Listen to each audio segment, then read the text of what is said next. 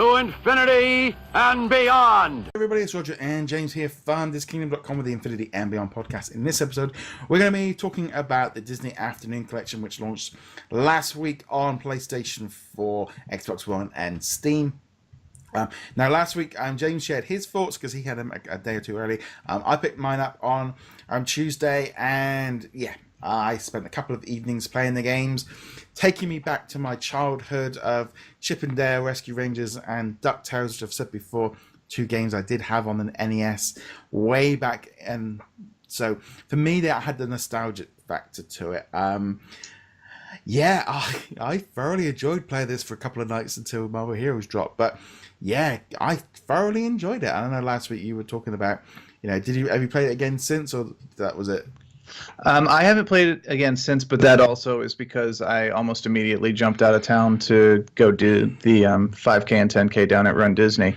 But I would have played it, and I probably would have played it if the dang thing was out on the Switch. So, yes. Come on, guys, get that out there. I did play it a little bit more, though, and I made sure to beat Rescue Rangers using, the rewind feature liberally, very liberally. So far from the collection, I've only beaten DuckTales and Rescue Rangers, and then the boss rush for DuckTales. Yeah. But my plan is to go back and beat all 6 of the games. Maybe not Darkwing Duck, because that game is infuriating, even with rewind. Yeah, I must admit, Darkwing Duck, I hadn't played it before. I'm playing for it going, okay, this is okay. And then I started going, this is, and then I got to the boss, and it's like, this is actually quite, but even with the replay mode, or the rewind mode, which I will be honest, is a savior for this game. This takes a game that would be so, it's a hard thing as well of like realizing how hard these games were when you use the rewind function. And at first it was a bit cumbersome, but man, did I master that quick. Every time I got hit, rewind. And I was getting to the boss with, you were finishing levels with like barely one scratch, and you're like, yep, I can do this. Darkwing Duck was one of actually probably my least favorite out of all of them. Talespin actually was one I was expecting not to like. I really enjoyed that. My first sitting, I was like on the level 4, and I barely even, I'm like, oh, this is quite, because it was so different from the other ones. Right. That one is very different from the other ones, because the other 5 are all side-scrollers, traditional NES-era side-scrollers, and this one is more of a kind of a shoot-'em-up kind of game, but very kidified. It's not like the bullet hell games of today where you've got bajillions of shots on screen at once. Yeah. And again, with the rewind, it's pretty fun. I think that's the next one I'm going to play through, actually. Definitely to me, Chip 'n Dale and DuckTales are the highlights, without a shadow of a doubt. They're the ones that you want to play. No question. Rescue Rangers still holds up as a very, very good platform, and DuckTales is a solid gaming. This it's hard with this game. It's like, if it's aimed at our age group to go back and play it, I think it works perfectly. Almost that replay mode is a bit like saying to us, you can actually complete this game now. Whereas DuckTales was always that thing, you could complete it a bit easier because you had the 5, you could jump around a bit if you were. The trouble is with some of them, like Chip 'n Dale, was you got so far, and then if you died, you had to go all the way back to the beginning and stuff. But right. I definitely enjoyed playing the 2 ones I played the most more. Chip 'n Dale Rescue Rangers 2 was a little bit more.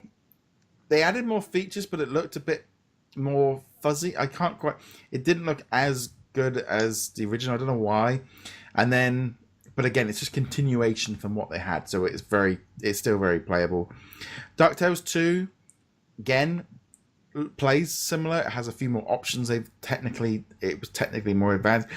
But the way I put it was, they kind of lost. They didn't have the charm of the first ones. Whether or not that's because I didn't have the nostalgic, but the music wasn't the same. It like you say, it just felt like a continuation.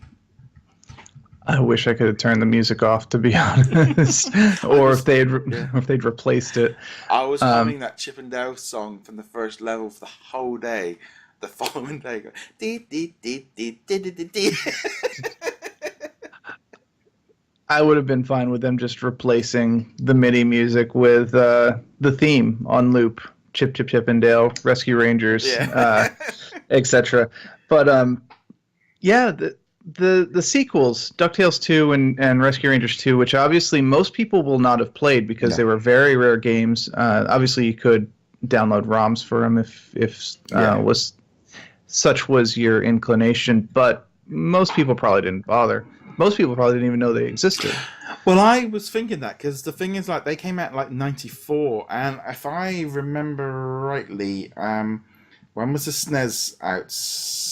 It was out before those, and I think as I was doing research for this, 1992 it came out in the UK. So I wouldn't have had it at launch. Probably 2000 and Sega Mega Drive. When was that out? Because I think by then I think I'd moved on to Sonic the Hedgehog and Super Mario World. I think by that point, so I don't know if I would have gone back, and I would have been 4 years older. Yeah, and even if you had, apparently the print runs on these were very, very small because they were NES titles instead of Super NES titles. And as I was doing research on these titles for my review, I noted that for both of these, one of the common complaints that we saw from reviewers of the time was, why aren't these on the Super Nintendo rather than on the Nintendo? Because, why?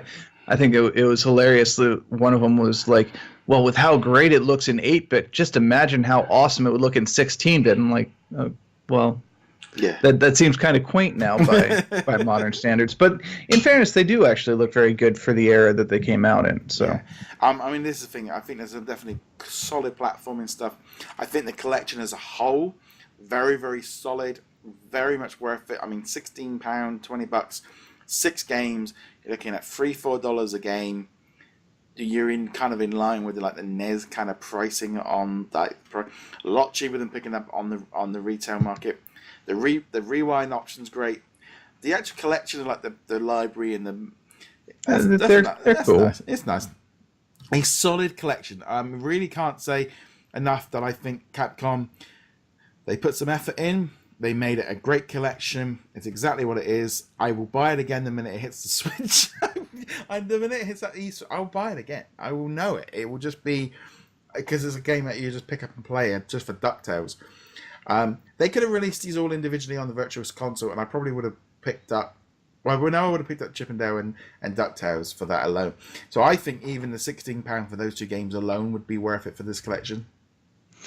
I wouldn't be surprised, actually, if for the Switch release that they haven't announced, but I'm sure it's on the road. I would not be surprised, though, if they did split it up for the Switch and put each one out a la carte on the Virtual Console. It's that rewind feature which is so cool about it, which I think would be lost there on doing it that way. But I honestly feel a great collection, a little reminder, and also that kind of thing as well of, playing a little bit of Shovel Knight lately. 2D platformers, there's this kind of thing about them all being like retro, and not that I that's the kind of games I grew up on was these kind of 8-bit ones. So for me, there's that nostalgia, and there is that kind of thing. It's a really solid gaming mechanism that works very well.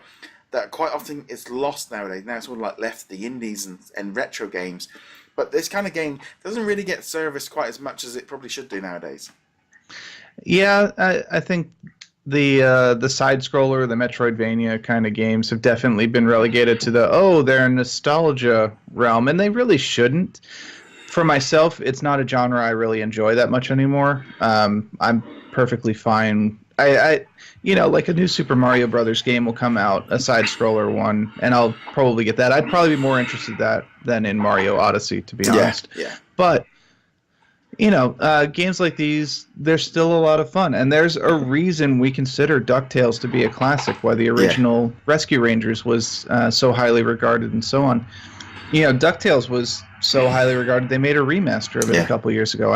And interestingly enough, I didn't play it when it came out, but this reminded me how much I enjoyed the original DuckTales. I might, pick that up the next time it goes on sale. I did get that one, and I thoroughly enjoyed playing it, and it looked stunning. Actually, it was kind of funny. I saw some footage of was it Wonder Boy or something like that the other day? It was on the Switch. Right. Yes. It's like Super Meat Boy, etc. Things like that. They're all great fun games. really can't praise this collection enough. It hit all the right notes. You know, the rewind feature completely changes the game to make it more fun. That kind of almost a thing of being able to just pick up and play it, and not being so frustrated with it, and not having any of that frustration and stuff. And the fact you can save as well, so you could save where you left off and go off and leave it and come back again. It just seemed to work. Oh yeah, having the save state, even if it's just a single save state that you can overwrite, makes such a difference, because most of the people, when we were playing these games as kids, it didn't matter if you turned the console off in the middle, because hell, you were probably going to die in the next 5 minutes and had to start over anyway. But now as adults, we've got other responsibilities, and it's kind of like, yeah, I'd prefer to not play through all those again if I can avoid it. Yeah. We're not. Oh yeah, that's the thing. Now we don't really have that kind of thing of replaying levels, because now we would view that as a waste of time. But in that era, that's why like level 1 of Mario and level 1 of Sonic are like muscle memory for us, because we literally just played them. And even the Marble Zone and all those like level 2s and the warps and stuff, you just learnt them through muscle memory, and that's the thing. And it is amazing. After all these years, I have not played DuckTales since like 1990 or something like that. And there were parts of it was like, wait, there's a secret here.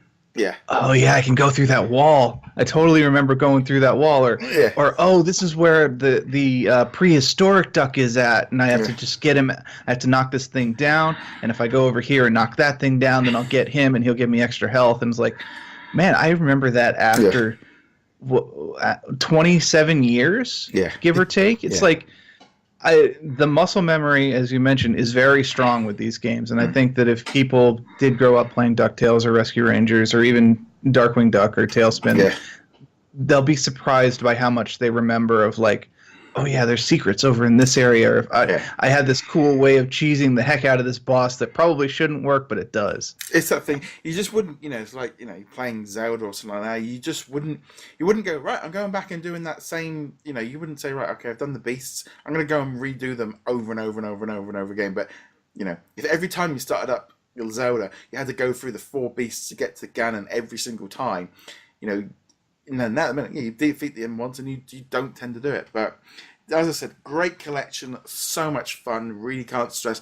If you like this when you've got it out, or you maybe even just new and you want to experience some classic Disney games, perfectly, a really good bargain. Yeah, I can't recommend it enough. And even if you're on the fence, it'll go on sale at some point. At $20, it's already a great deal. It's out early enough in the year that by Christmas, I'm assuming we'll see 50% off sales or whatever, $10. There's really no reason not to own this, especially with the rewind function. You can get through these games in a handful of hours. Except Darkwing. Yeah. Definitely worth checking it out, and let us know in the comments below what you guys think of this game as well. Remember, you can always hit that subscribe button or follow button depending on whichever platform you're watching or listening this on. You can find us on all the different social medias to keep up with the latest from us. Hit that little bell icon as well if you're on YouTube. James, where can they find you? You can find me heroiclegacy.com and somewhere on Twitter, Vagabond Peak. Okay, and as per usual, guys, thank you very much for watching. We'll see you guys soon. Later.